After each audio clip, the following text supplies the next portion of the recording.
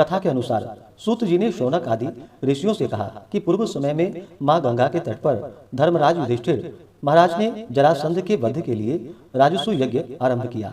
युधिष्ठिर ने भगवान श्री कृष्ण चंद्र के सहित भीमसेन, अर्जुन आदि भाइयों के साथ अनेक रत्नों से शोभित मोती जड़ी हुई स्वर्ग के तुल्य बड़ी विशाल यज्ञशाला बनवाई और उसके लिए सब राजाओं को अनेक प्रकार से जीतकर ले आए।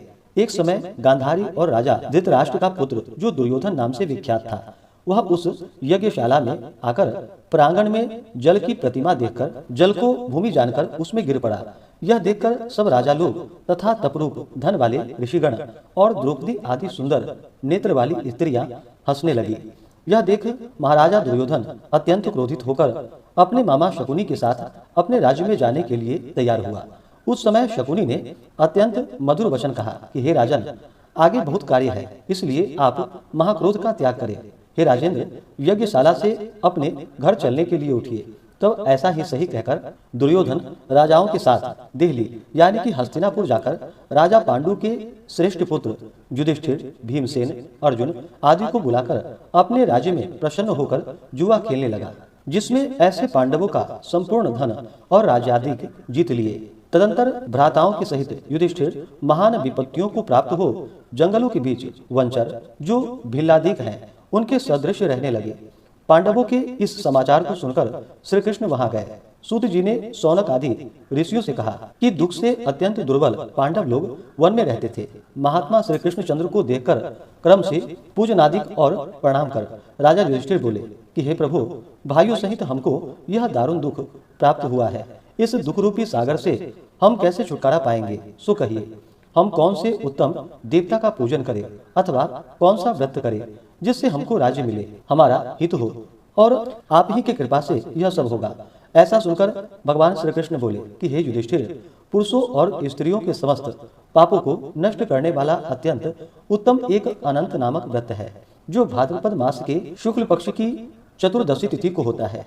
उस व्रत के अनुष्ठान करने मात्र से संपूर्ण पापों का नाश हो जाता है। ऐसा सुनकर राजा युधिष्ठिर ने कहा कि हे वासुदेव, आपने जो अनंत व्रत कहा सो क्या शेष नाग है अथवा अनंत नाम के नक्षत्र का व्रत है या अनंत पर ब्रह्म का यह व्रत है? हे केशव, यह अनंत किस देवता का नाम है? सो सत्य सत्य कहिए। ऐसा सुनकर भगवान श्री कृष्ण बोले कि हे धर्मराज, अनंत हमारा ही नाम है, इसे हमारा ही स्वरूप जानो। सूर्य आदि जितने देवता हैं और कालादिक जो कहे जाते हैं वह सब हमें ही जानो। और कला, काष्ठा, मुहूर्त आदि दिन तथा रात्रि यह सब जितने शरीरवान प्राणी हैं तथा पक्ष, मास, ऋतु, वर्ष, युग और कालादि की व्यवस्था सब मुझी को जानो। यह जो मैंने कालादि कहा है वह इस अनंत नाम से प्रसिद्ध है। वही मैं भूमि का भार अल्प करने के लिए इस समय कृष्ण नाम से अवतरित हूँ। दानवों का नाश तथा साधु पुरुषों की रक्षा के निमित्त मुझे वासुदेव के कुल में भी उत्पन्न जानो। आदि अंत मध्य जिसका नहीं है, ऐसा कृष्ण, विष्णु, शिव, वैकुंठ, सूर्य, चंद्र सर्वत्र व्याप्त ईश्वर मुझी को जानो। हे युधिष्ठिर, ऐसा उत्तम विश्वरूप जो योगी लोग से ध्यान किया गया वह संपूर्ण रूप वाले अनंत हम ही हैं, जिससे 14 इंद्र, 8 वसु, 12 सूर्य, 11 रुद्र, 7 ऋषि, 7 समुद्र तथा वृक्षादि सहित संपूर्ण पर्वत हम ही को जानो। और 27 नक्षत्र, 10 दिशाएं, पृथ्वी, 7 पाताल तथा भूर्भुवादिक 7 स्वर्ग यह सब हमें ही जानो। इस विषय में कुछ भी संदेह न करो। ऐसा वचन सुनकर राजा युधिष्ठिर बोले, हे सर्वव्यापी भगवान, अनंत व्रत का महात्म्य तथा विधि मुझसे कहिए। अनंत व्रत का अनुष्ठान करने वाले प्राणी को क्या पुण्य और क्या फल मिलता है वह भी कहिए। पूर्व काल में यह अनंत व्रत किसने किया और मृत्यु लोक में किसने प्रकाशित किया, यह सब विस्तार पूर्वक हमसे कहिए। युधिष्ठिर का ऐसा वचन सुनकर भगवान श्री कृष्ण बोले कि सतयुग में सुमंत नाम का एक ब्राह्मण था। उसने वशिष्ठ गोत्र में उत्पन्न सुंदर दीक्षा नाम की भृगु ऋषि की कन्या के साथ वेदोक्त विधि से विवाह किया। हे राजन, दीक्षा नाम की स्त्री से समय पाकर अनेक सुंदर लक्षणों से युक्त एक कन्या उत्पन्न हुई। वह शीला नाम की अत्यंत सुशीला कन्या पिता के घर बढ़ने लगी। उसकी पतिव्रता माता काल ज्वर के दाह से दुखी हो और नदी के जल में प्राण त्याग कर स्वर्ग को चली गई। तदंतर उस सुमंतु नामक ब्राह्मण ने धर्म नाम की एक दुशीला नाम की कन्या से विधि विधान पूर्वक विवाह किया। वह स्त्री नाम की ही सदृश दुष्ट स्वभाव, कर्कश वचन बोलने वाली और बड़ी प्रचंड थी। वह शीला नाम की कन्या पिता के घर गृह कार्य करने में बड़ी चतुर थी। वह आंगन, बाहर, दरवाजे के ऊपर और देहली के ऊपर स्वास्तिक, शंख, कमल के नीले, सफेद और काले अनेक प्रकार के चिन्हों को लिखकर देखा करती थी। उसके अनंतर इसी तरह बहुत दिन बीतने पर कौमार्य अवस्था में प्राप्त वह शीला पिता के घर में बड़ी मंगल देने वाली हुई। उसको देखकर पिता सोचने लगा कि यह कन्या पृथ्वी में किस गुणवान को दे। ऐसा विचार कर वे दुखी हुए। उसी समय उत्तम वेद वेदांग जानने वाले कौंडिन्य नामक के मुनि कन्या के लिए आए। वे बोले कि तुम्हारी गुणयुक्ता कन्या से मैं विवाह करना चाहता हूँ। ऐसा सुनकर पिता ने शुभ दिन में ब्राह्मणों में इंद्रतुल्य कौंडिन्य मुनि को अपनी कन्या दे दी। भगवान श्री कृष्ण ने कहा कि हे धर्मराज, सुमंत ने वेद विधि से उसका विवाह कर दिया। उस समय वहां पर स्त्रियां गीत गाने लगी और ब्राह्मण लोग स्वस्ति वाचन करने लगे, बंदी जय घोष करने लगे। इस प्रकार विवाह कर सुमंतु ब्राह्मण अपनी कर्कशा स्त्री से बोला, दामाद के संतोष के लिए कुछ द्रव्याधिक दहेज में देना चाहिए। ऐसा सुनकर वह कर्कशा क्रोध से घर की शोभा बिगाड़कर संपूर्ण द्रव्याधिक पेटी में अच्छी तरह बंद कर दामाद से बोली कि आप अपने घर जाइए, हमारे घर में कुछ भी द्रव्य नहीं है। यदि विश्वास न हो तो देख लीजिए। श्री कृष्ण जी ने कहा कि हे पार्थ, ऐसा सुनकर वे मुनि उदास हुए और वह कन्या भोजन से बचे हुए अन्नादि को मार्ग में खर्च करती गई। कौंडिन्य मुनि भी उस सुमंतु की कन्या शीला को बैलगाड़ी पर बैठाकर शनैः शनैः धीरे धीरे चलने लगे। जाते जाते पुण्यदायक यमुना नदी को देखकर उसके किनारे रथ खड़ा कर शिष्यों को नियुक्त कर वे स्नान संध्यादि करने लगे।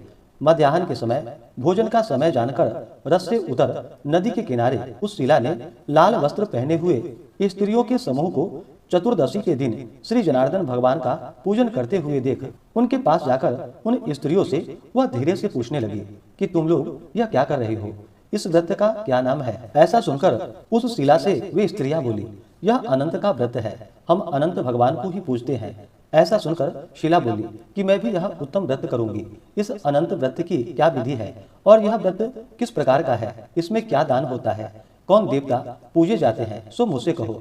ऐसा सुनकर वे स्त्रियां बोली कि हे शीले, उत्तम अन्न को एक शेर लेकर मालपुआ आदि पकवान बनाकर आधा ब्राह्मण को देवे और आधा स्वयं भोजन करे, फिर कृपणता न करते हुए शक्ति के अनुसार दक्षिणा देवे और यह व्रत नदी के तीर पर करे और भगवान हरि की कथा सुने। कुशा के शेष नाग को बनाकर बांस के पात्र में रखकर फिर स्नान कराकर मंडप के भीतर भगवान का सविधि पूजन करे। चंदन, पुष्प, धूप, दीप और अनेक प्रकार के नैवेद्य आदि मिष्ठान सहित रखे। उनके आगे मजबूत सूत का डोरा केसर रंग का 14 गांठ देकर बाएं हाथ में बांध ले। प्रथम यह स्मरण करे कि हे वासुदेव, ऐसा संसार रूपी महासागर में मैं डूबी हुई, मुझका अच्छी तरह उद्धार करो और अपने अनंत रूप में लीन करो। हे सूत्र रूपी अनंत भगवान, आपको बारंबार नमस्कार है। ऐसा स्मरण कर सूत्र रूपी अनंत भगवान को बाएं हाथ में बांधकर स्वस्थ चित्त हो भोजन करे। संसार रूपी अनंत नारायण भगवान का ध्यान तथा भोजन कर अपने घर जाए। हे भद्रे, यह व्रत तुमसे कहा। भगवान श्री कृष्ण युधिष्ठिर से बोले कि हे राजेंद्र, प्रसन्न चित्त से ऐसा व्रत विधान सुनकर वह शीला भी सुंदर डोरे को हाथ में बांधकर व्रत करने लगी। जैसा 14 गांठ देकर बाएं हाथ में बांधने को कहा है, वैसा बांधकर अपने भोजन का आधा ब्राह्मण को दे, अवशिष्ट स्वयं खाकर फिर प्रसन्न हो पति के साथ बैलगाड़ी द्वारा अपने घर को गई। तब से उसका शुभ शकुनों पर विश्वास हो गया। यह अनंत व्रत करने से गोधन और धन धान्य आदि से भरपूर घर हो गया। वह सोने में ग्रथित माणिक्य और मोतियों के हारों से विभूषित और अतिथि पूजन में सर्वदा व्याकुल रहती थी। सुख से रहकर वह मणियुक्त करधनी तथा मोतियों की मालाओं से अलंकृत घर में पति के साथ उत्तम वस्त्र पहने सावित्री के समान शोभित होने लगी। किसी समय पति ने बैठी हुई शीला के हाथ में बंधा सुंदर डोरा देखा और शीला से बोली कि हे शीले, डोरा क्या तुमने मुझे वश में करने के लिए बांधा है, इसका कारण कहो।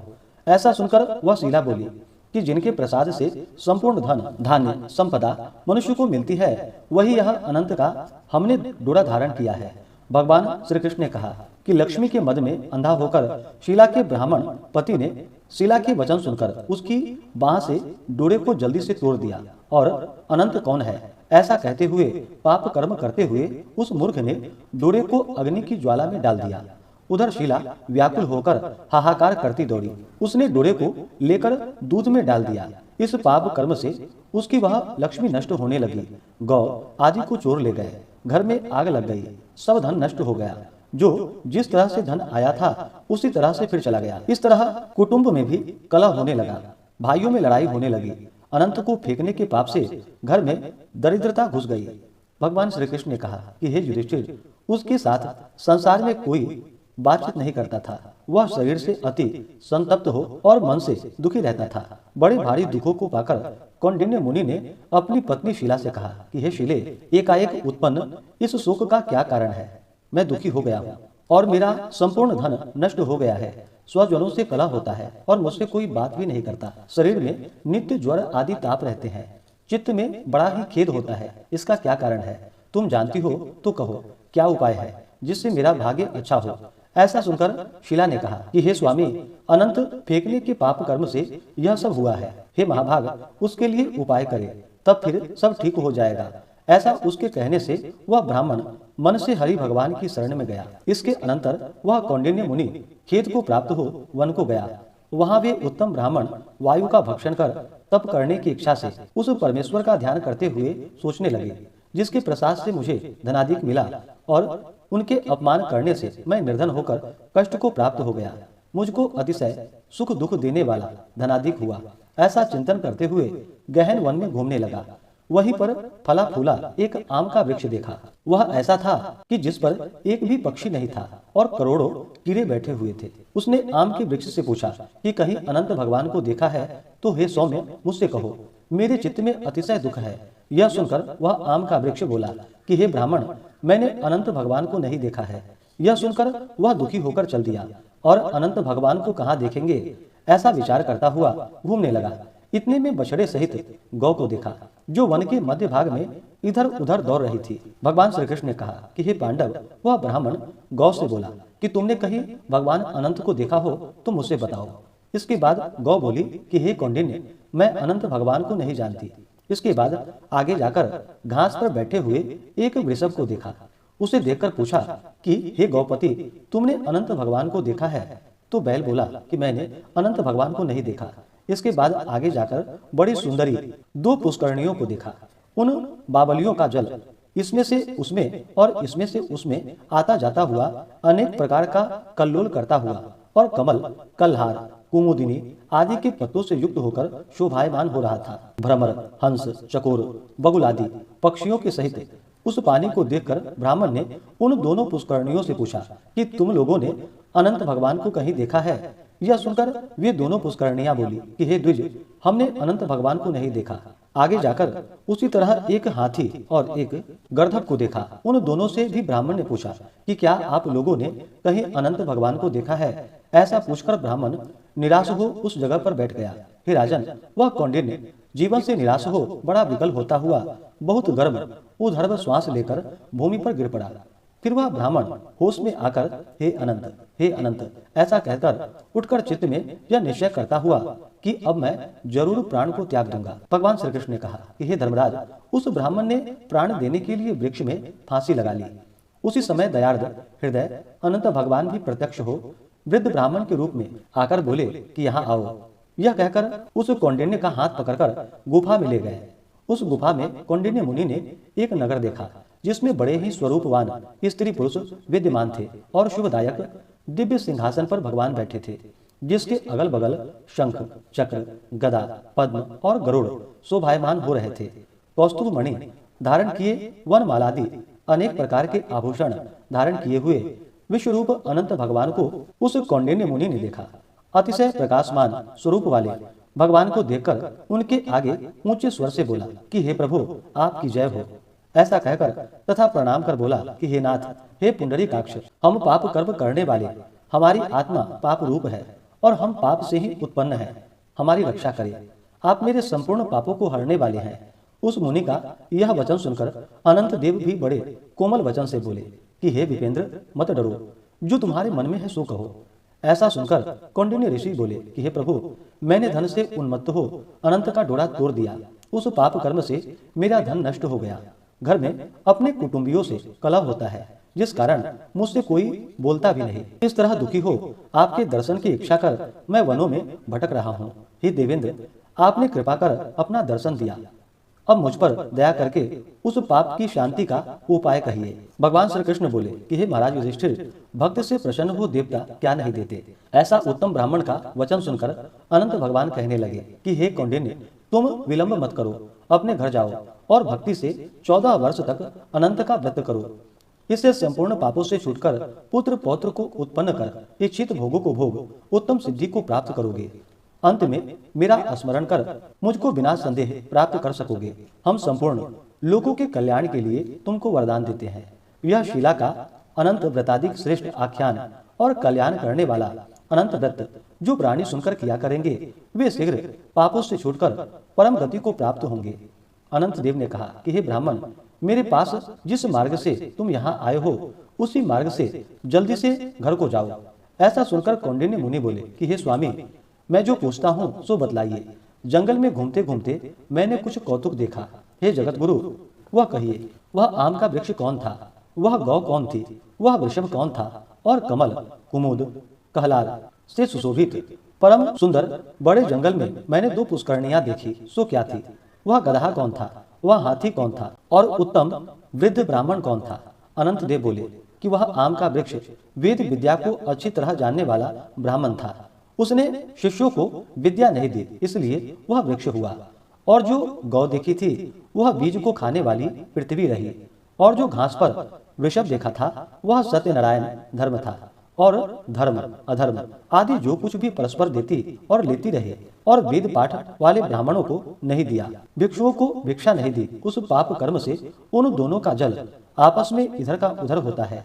गधा जो देखा वह क्रोध था, और वह जो हाथी था सो अभिमान रहा। वह ब्राह्मण जो रहा सो अनंत हम हैं, और गुफा जो रही वह कठिन संसार था। अनंत देव ऐसा बताकर उसी जगह अंतर ध्यान हो गए। वह स्वप्न के समान देखकर उस जगह से मुनि अपने घर आए और 14 वर्ष तक अनंत व्रत कर जैसा अनंत भगवान ने कहा था, वह सब सुखों को भोग कर अंत में वह अनंत देव का स्मरण कर अनंत लोक को चला गया। हे राजर्षि, तुम भी यह कथा सुनो और व्रत करो।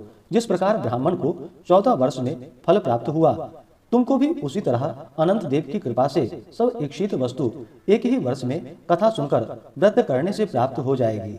हे राजन, व्रतों में उत्तम व्रत मैंने कहा, जिसको सुनकर प्राणी पापों से छूट जाता है, इसमें संदेह नहीं है, और हरि चरणों को प्राप्त होता है।